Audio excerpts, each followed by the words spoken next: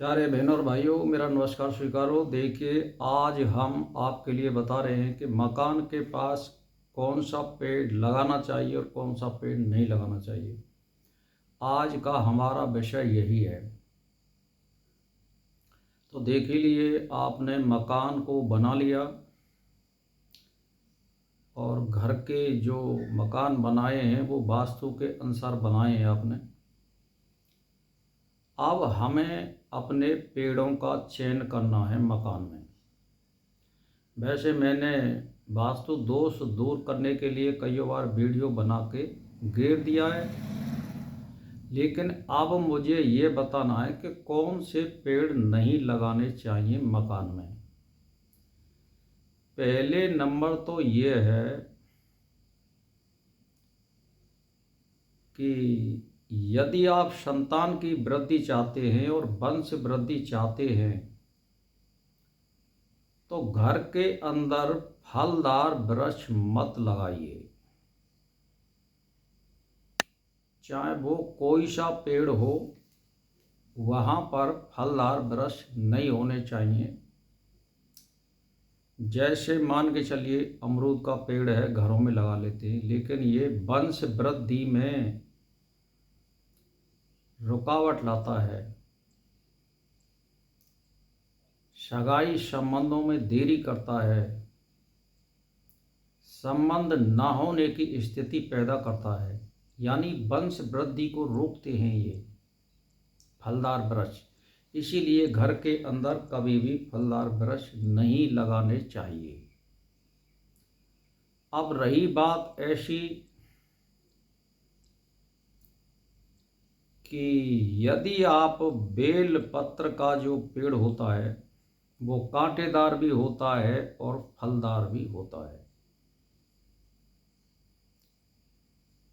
तो उसको यदि लगाना है तो वो कांटेदार भी है और फलदार भी है वो, लेकिन वास्तु का पेड़ है, उसको हमें ईशान कोण में लगाना चाहिए।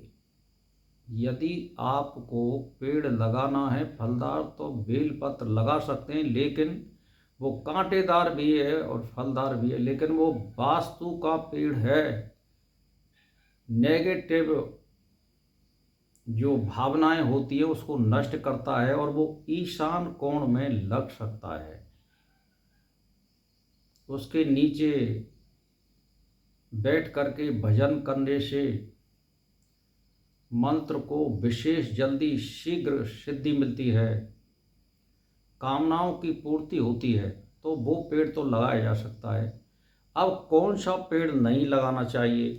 देखिए, जैसे आपको पाकर, गूलर, आम, नीम, थुअर, बहेड़ा, बबूल, बेरी यानी कांटेदार वृक्ष और दूध वाले वृक्ष जैसे बाड़, पीपल, कैथ, अगस्त, सहजन, ताल वृक्ष, इमली इत्यादि का घर के समीप होना अशुभ होता है। तो ये जो है, जैसे जंगल हो कहीं, यदि आपका प्लॉट कहीं खाली पड़ा हो और उसमें आप निवास नहीं कर रहे हैं, उसमें लगा सकते हो।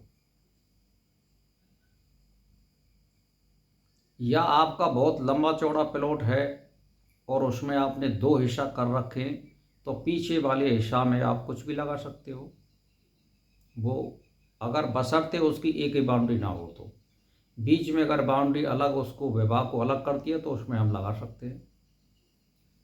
तो कहने का मेरा मतलब ये है कि ये पेड़ जो है कभी भी घर के समीप नहीं लगाने चाहिए। मैं आपके लिए इसीलिए सचेत कर रहा हूँ। उसमें नेगेटिव आत्माओं का वास हो जाता है और वो कुछ ना कुछ आपके लिए अशुभ घटित करते हैं। तो इसीलिए जैसे मान के चलिए भाई, फलदार वृक्षों में पपीता भी आता है, आम भी आता है, अमरूद भी आते हैं, तो ये पेड़ घर के अंदर जहाँ मनुष्य निवास करते हैं वहाँ नहीं लगना चाहिए। क्यों?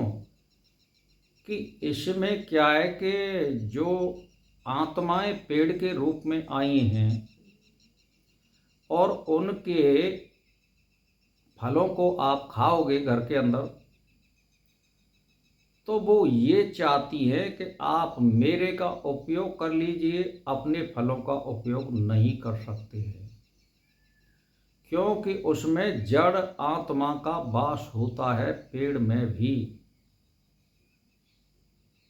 इसमें ये रहस्य छिपा हुआ है। जिन आत्माओं ने इतना पाप कर दिया है कि वो मनुष्य योनि को प्राप्त नहीं हो सकते, वो जड़ रूप में, पेड़ के रूप में आए हैं, जिससे जिन्होंने अधिक पाप किए वो उसको भूल जाएं, और जो फलदार वृक्ष के रूप में आए हैं, जो आत्मा हैं, तो वो ये नहीं चाहती हैं कि आपकी वंश वृद्धि हो, यदि उनके फलों का आप उपयोग करते हैं या वो घर में लगते हैं। तो भाई और बहनों, इसीलिए घर के अंदर ये पेड़ नहीं लगाने चाहिए, घर के बाहर लगाने चाहिए। तो भाई और बहनों, मेरा इसी के साथ नमस्कार स्वीकार हो।